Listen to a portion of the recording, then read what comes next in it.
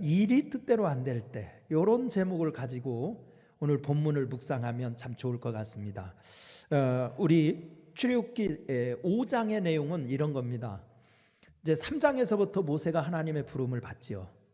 그래서 하나님하고 모세와의 사이에서 밀당이 일어나요. 가라, 못 가겠다. 가라, 못 가겠어요.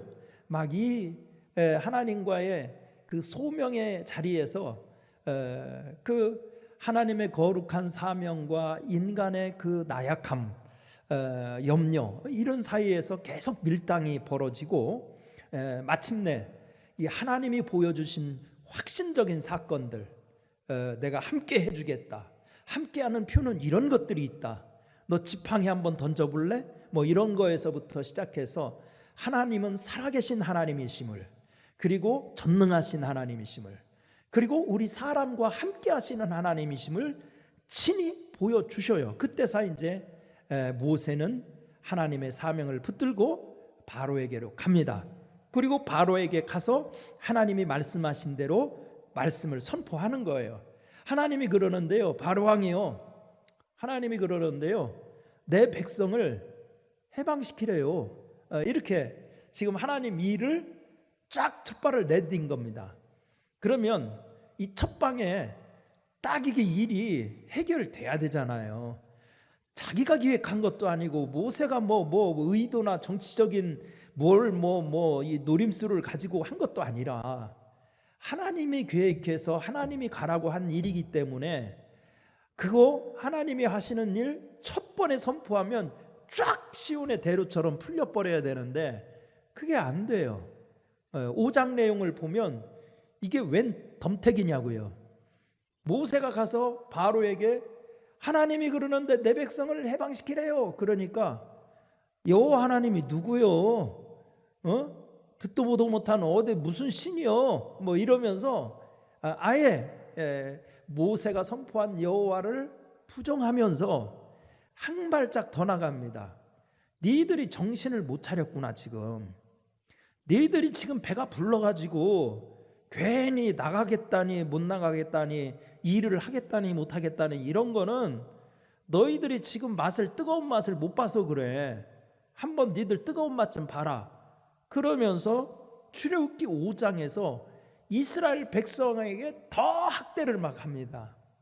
학대를 하니까 이제는 백성들이 누구한테 원망을 하냐면 모세한테 sat대질을 하는 겁니다. 야 모세야, 네가 뭔데 와가지고 괜히 그냥 긁어 부스럼을 만드냐. 우리 그냥 그저 이 애굽 생활 적응해서 그저 그런 대로 살고 있는 건데 네가 괜히 헛바람 넣어가지고 뭐 그렇게 자신 있게 말이지 해방시킨다고 하더니 지금 꼴이 이게 뭐냐. 네가 괜히 이거 잘못 건드려 놔가지고 벌심 수신 것처럼 바로왕이 우리 막 더 잡아 못 죽여서 지금 안달이지 않냐. 덤터기가 막 이거 말을 할 수가 없지 않냐. 이러면서 모세에게 막 오히려 더 강력한 항의와 반항을 하게 되는 것이에요. 이렇게 되니까 모세도 정작 어렵게 된 거죠. 어떻게 해야 되냐 이거예요. 이럴 때 하나님이 하라고 그랬는데 이건 다른 일도 아니라 세상 사업은 뭐 인간의 일이 잘 될 수도 있고 안 될 수도 있다지만 하나님의 일인데, 그런데 그 일이 뜻대로 안 됐을 때 어떻게 하느냐. 그에 대한 반응이 출애굽기 6장에 나와 있어요.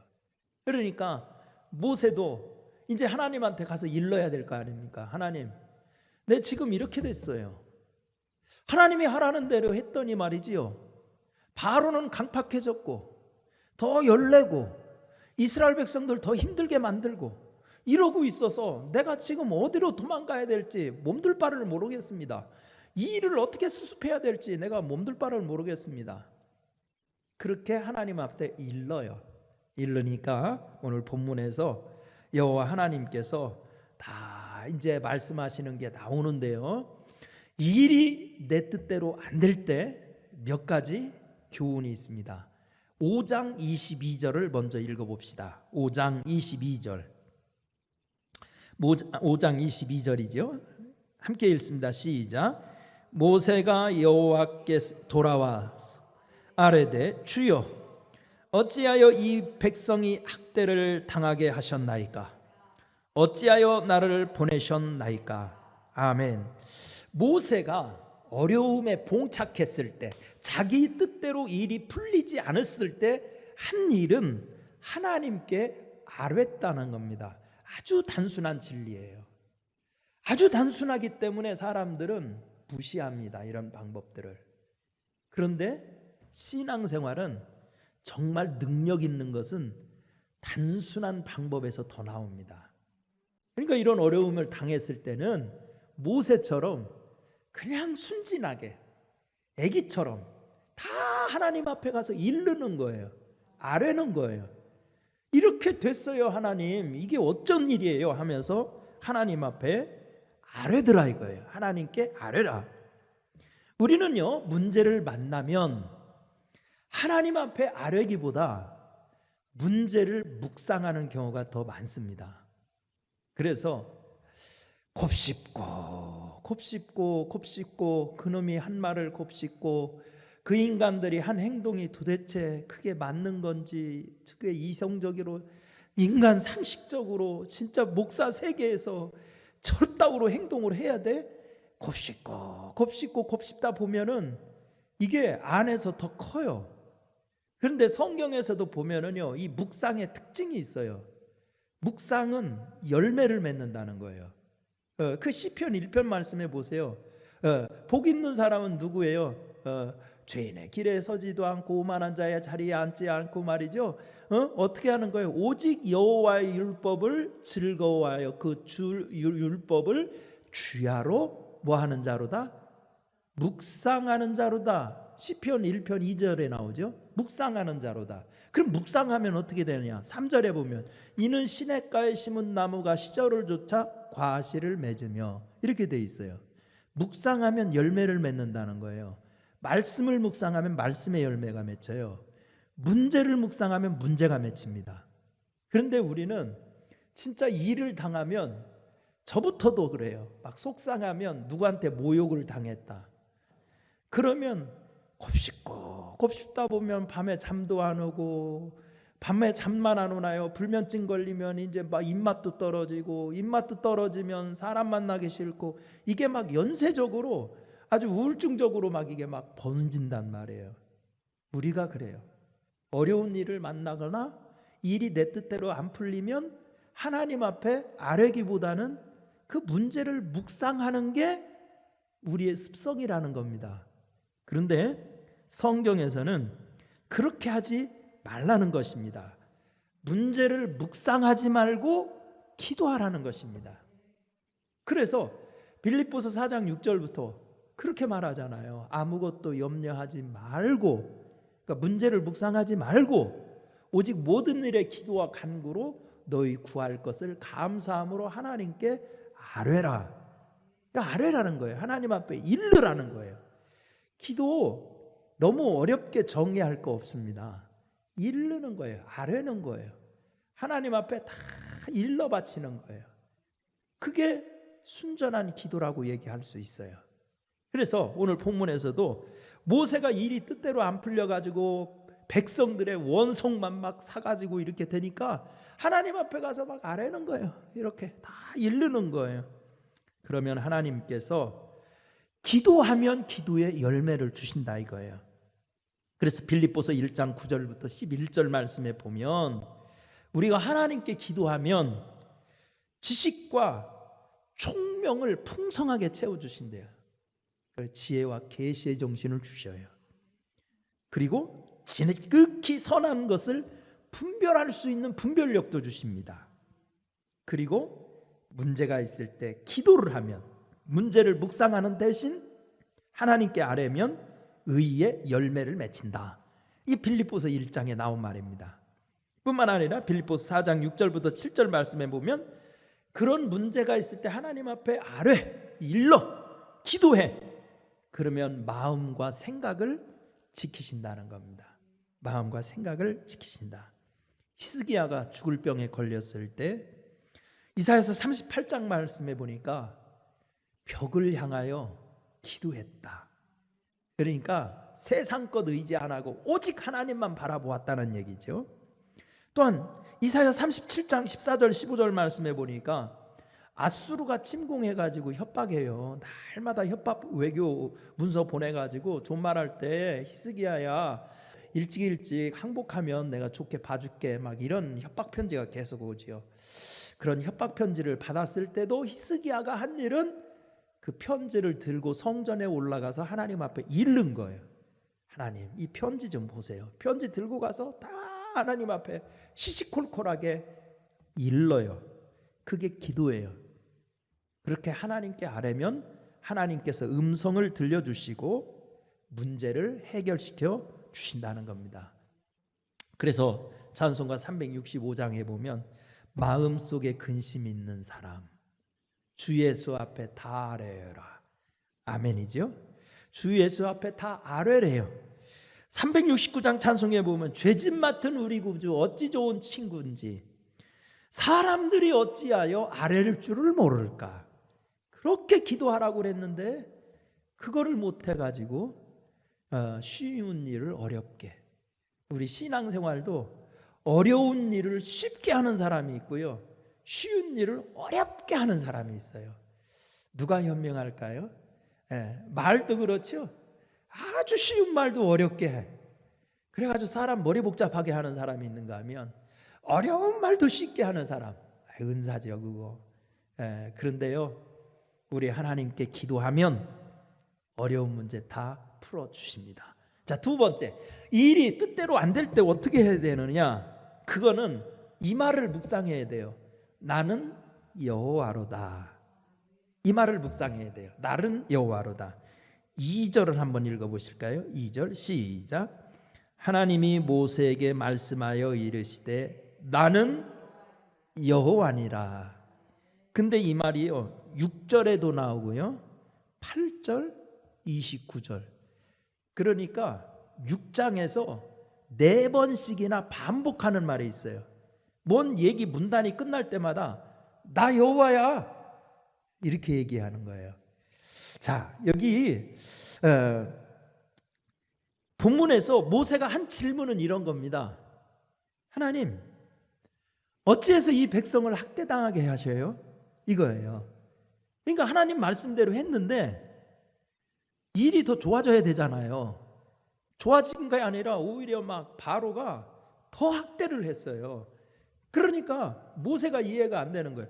하나님 말씀대로 했는데 왜 이 백성이 더 어찌해서 이렇게 더 학대를 당하지요? 이렇게 지금 질문을 하고 있는 겁니다. 그러니까 그러면서 계속해서 질문하는 게 이거예요. 5장 22절 보세요. 거기 보면 모세가 여호와께 돌아와서 아뢰되 주여 어찌하여 이 백성이 학대를 당하게 하셨나이까. 이게 첫 번째죠. 두 번째, 어찌하여 뭐예요? 나를 보내셨나이까. 23절, 내가 바로에게 들어가서 주의 이름으로 말한 후부터 그가 이 백성을 더 학대하며 주께서도 주의 백성을 구원하지 뭐예요? 아니하시나요? 왜 구원하지 않습니까? 이거예요. 그러니까 세 가지, 2절 말씀해 보면 세 가지 질문을 계속하죠. 왜 백성 학대당하게 하세요? 어찌해서 나 보냈어요? 그리고 왜 하나님 구원하지 않으세요? 질문이 아주 도전적으로 다 이렇게 지금 하고 있는 것을 볼 수 있어요. 지금 이 질문하는 자리는 애굽일까요? 미디안일까요? 지금 배경적으로 보면 지금 모세가 하나님 앞에 막 지금 이렇게 따지듯이 지금 물어보는 거잖아요. 이르는 거잖아요. 이 장소는 지금 애굽일까요? 미디안일까요? 근데 일반적으로 학자들은 미디안으로 돌아왔을 거다 이렇게 생각을 하는 거예요. 예를 들면 이런 거잖아요. 예수님의 제자들도 예수님이 십자가에 못 박히니까 실망하죠. 실망하니까 뭐 어떻게 해요? 자기 고향으로 낙향하죠. 그런 시기였을 거라는 겁니다. 그러니까 첫 번째 모세가 땅 한번 가서 외쳤어. 그러니까 한 대 얻어 맞은 거예요. 지금 역공을 당한 거예요. 그러니까 실패했으니까 실패한 사람들이 대부분 어디로 가요? 고향 가잖아요. 그러니까 지금 미디안으로 다시 돌아와 가지고 지금 이런 호소를 하고 있을 것이다. 이렇게 생각을 학자들은 합니다. 자, 이거는 하여튼 뭐 본문에 대한 배경 설명이지만 4번씩이나 그렇게 모세가 질문할 때 하나님이 하는 대답은 간단한 대답이에요. 왜 나를 보내셨나요? 왜 구원하지 않으시나요? 왜 이스라엘 백성들 고생하게 만드시나요? 왜 할 때마다 대답은 이게 문맥이 좀 안 맞아 보여요. 나 여호와야, 이렇게 얘기를 하는 거예요. 가끔 그런 TVB 보니까 이런 거 한번 나오대요. 어떤 뭐 유명한 탤런트가 막 이제 매니저하고 나오는 프로 있었죠. 매니저하고 나오는 프로 있었는데 그 탤런트가 막 프로그램 일정을 쫙 보니까 막 하루 일정이 엄청 빡빡하게 짜져 있어요. 그러니까 이 탤런트도 막 혀를 내둘리면서 이 일정 하루에 또 어떻게 소화하려고 그러냐고, 이렇게 일정을 짰냐고 이러니까 그 매니저가 형, 나 누구예요? 이렇게 대답하더라고. 나 누구예요? 이러더라고. 그런 거 한번 잘 생각해 보세요. 누가 막 저게 그런 비슷한 질문, 뭔가 상황이 어려워졌을 때 막 이렇게 하소연할 때, 야, 나 오빠야, 나 형이야, 이런 말에 무슨 말인지 이해 가세요? 야, 나 네 형이야, 이 말에 의미가 있어요. 첫째는 전적인 신뢰를 표현할 때, 전적인 신뢰를 표현할 때, 또 하나는 전적인 능력을 표현할 때, 야, 나 못 믿냐? 이런 뜻이잖아요. 내가 해결할 수 있어, 내 형이야, 이런 뜻이죠. 내가 여호와야, 이 말은 무슨 뜻이에요? 그러면 모세가 그렇게 하소연을 할 때 4번씩이나 나는 여호와로다, 나는 여호와로다. 내가 너희들을 신뢰하고 아직도 버리지 않았다는 거예요. 너 의심하는구나, 관계를 의심하는구나, 지금 나를 제대로 똑바로 안 믿는구나, 네가 나를 형으로 안 보는구나, 네가 사람 잘못 봤어, 너 나를 그렇게 보니? 너 하나님으로 나를 아직 안 보는구나. 그 믿음에 대한 반박이에요. 그리고 능력에 대한, 너 진짜 나의 능력을 못 믿는 거니? 바로 한 방에 저거 이제 기다려봐, 앞으로 이제 그 시나리오가 어떻게 전개되는 건지, 내 능력을 못 믿는 거니? 지금 이렇게 말씀하고 있어요. 그러니까 나는 여호와다, 이 말을 다시 한번 생각한다면 하나님의 능력을 신뢰하라는 답이에요. 하나님의 능력을 신뢰하라. 여러분, 우리도 내 일이 뜻대로 안 될 때 입으로 고백해 보세요. 내가 믿는 하나님은 여호와다. 내가 믿는 하나님은 전능하신 하나님이시다. 이렇게 고백하시기를 바랍니다. 자, 그 다음에 마지막 3번째, 일이 내 뜻대로 안 풀릴 때 어떻게 해야 되느냐? 그것은 하라는 겁니다. 하라.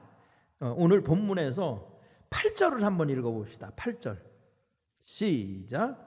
내가 아브라함과 이삭과 야곱에게 주기로 맹세한 땅으로 너희를 인도하고 그 땅을 너희에게 주어 기업을 섬기게 하리라. 나는 여호와라 하셨다. 하라. 이 말이 중요한 거예요. 나는 여호와라, 이렇게 안 끝났지요. 그리고 뭐를 하래요? 하라.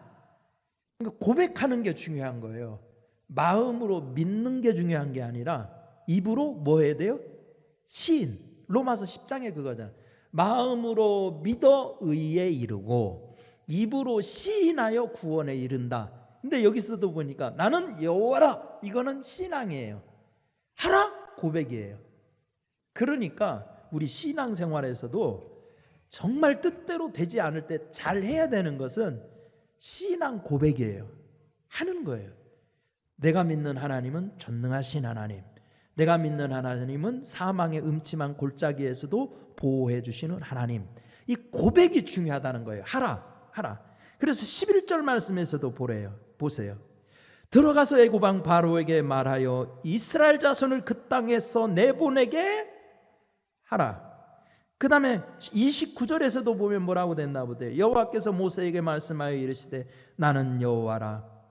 내가 내게 이르는 바를 너는 애굽 왕 바로에게 다 말하라.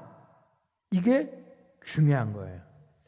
우리가 일반적으로 성도들의 신앙생활에서 고난을 만나면 피하기나 포기하는 게 제일 먼저 나타납니다. 그래서 내 생활에, 내 사업이 어렵게 됐거나 내 신앙생활에, 가정생활에 고난이 오거나 내 몸에 이상이 오거나 그렇게 되면 일반적으로 쉬거나 포기하려고 그래요. 그래서 뭐 어떻게 하느냐? 이 예배 잠시만 쉬고 싶다. 기도 잠시만 쉬고 싶다. 그런데요, 지금 이 코로나 사태에서도 제일 걱정하는 게 이 목회자로서의 염려는 내 자신을 포함해서 바로 그거예요. 예배에 우리가 사이클이 있었어요.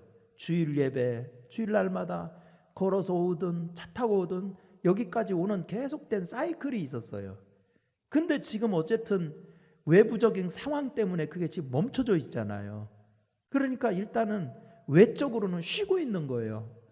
물론 영상으로 보고는 있지만은 행동의 사이클은 멈춘 겁니다. 그러니까 육체적으로는 쉬고 있는 거예요.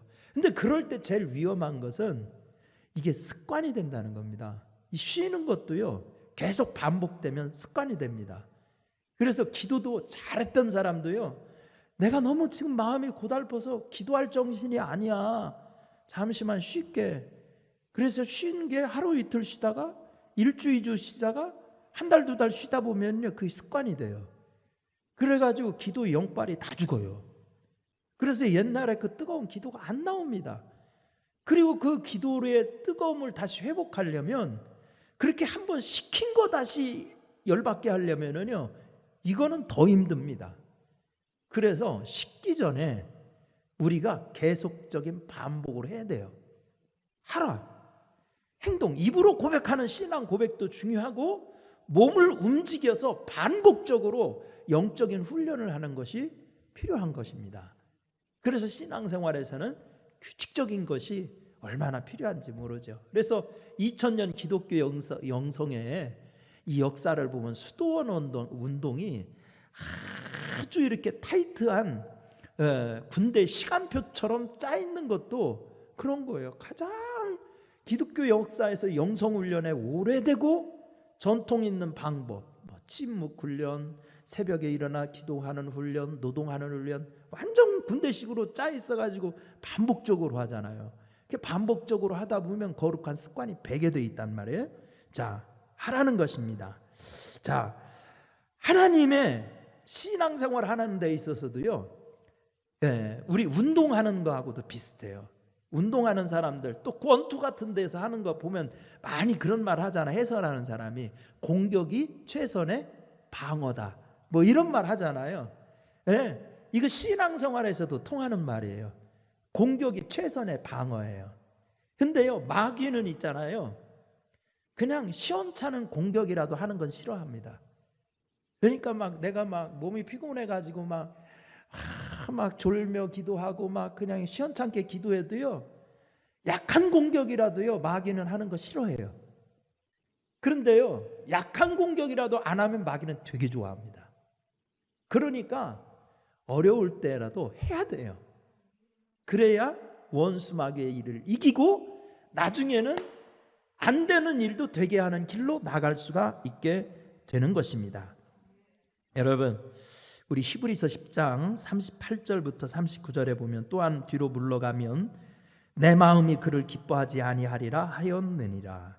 우리는 뒤로 물러가 멸망할 자가 아니요 오직 영혼을 구원에 함에 이르는 믿음을 가진 자리라. 우리는 뒤로 물러가 실망에 빠질 자, 침륜에 빠질 자가 아니라는 거예요. 그러니까 신앙생활은 쉬는 거, 포기하는 거, 이런 게 아니라 힘들어도 계속 앞으로 나가는 거라는 거예요.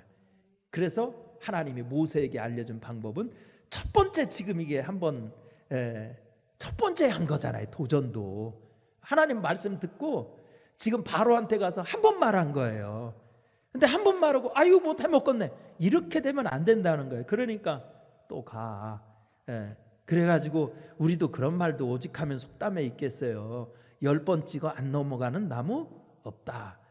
이거는 기도할 때 쓰는 말이 아니고 연애할 때 쓰는 말이죠. 그런데 여러분 지금 한 번 해보고 나서 벌써 포기하고 가려고 그러면 이건 안 되는 거잖아요. 그래서 하나님이 알려주시는 방법은 모세야 하라 말하고 막 행동하고 또 나가고 나가가지고 또 얘기해서 막 두드러 패면 맞고 또 왔다 또 가고 코피 나면 또 코피 닦고 막 콧구멍 맞고 또 가고 막 이렇게 하라는 거예요. 근데 나중에 그렇게 계속 하니까 결국은 힘 있는 바로가 항복을 하지 않습니까? 우리 사랑하는 목동교회 성도 여러분, 이번 한 주간 일이 내 뜻대로 안 될 때 출애굽기 5장 6장을 보면서 모세에게 하신 하나님의 말씀을 꼭 기억하십시오. 여러분 하나님 앞에 일르세요. 하나님 앞에 아뢰세요. 그리고 우리가 믿는 하나님은 여호와예요. 여호와. 여러분 고백하시기를 바랍니다. 그래서 여러분들 마침내 내 앞에 있는 난관을 극복하고 승리자들이 되시기를 축원합니다. 은혜로우신 하나님, 이 귀한 금요 심야 기도에 축복하여 주시어서 성령 체험하기 원합니다. 가슴이 뜨거워지기를 원합니다. 하나님, 코로나19 사태가 우리의 신앙생활을 자꾸 쉬게 만들려고 하는 유혹이 있습니다. 기도생활, 예배생활, 봉헌생활, 봉사생활, 하나님 아버지 쉬지 않게 하여 주옵시고 경건의 훈련에 힘쓰게 하여 주시어서 마침내 하나님 문제가 풀리게 하시고 원수마귀의 계계가 다 물러가게 하시며 하나님의 승리 주심을 체험케 하여 주옵소서.